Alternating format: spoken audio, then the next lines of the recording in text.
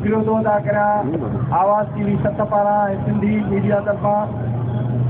ऐं जनाब जुल्फ़कार अली शाह जामूद, जनाब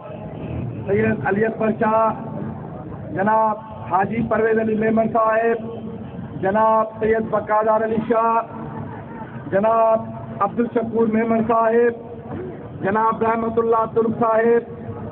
ऐं जनाब दाऊद सूहो साहिब ऐं उन्हनि जे सॼे जेके पंहिंजा पंहिंजा वक़्तु पंहिंजा टाइम सीड़ाए पंहिंजूं कमकारियूं सीड़ाए हिन सिंधी साथ में साथ ॾिनो अथनि ऐं सभिनी जो थोराइतो आहियां सिंधी मीडिया तरफ़ां आवाज़ TV तरफ़ां जिन अची ही सिंध जे मेड़ाके में शरीक थिया आहिनि। सिंधी टोपी अजरक जो शान रखियो अथनि ऐं नची टुपी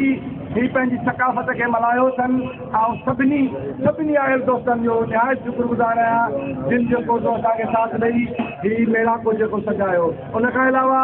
असांजूं सियासी समाजी तंज़ीमूं जंहिंमें जस्कम सिंध तरक़ी पसंद पार्टी ऐं ॿिया जेके बि आहिनि उन्हनि खां अलावा जेके समाजी सियासी दोस्त आया आहिनि ऐं सभिनी जो वरी शुक्रगुज़ार आहियां जिन असांखे जेको टाइम ॾिनो।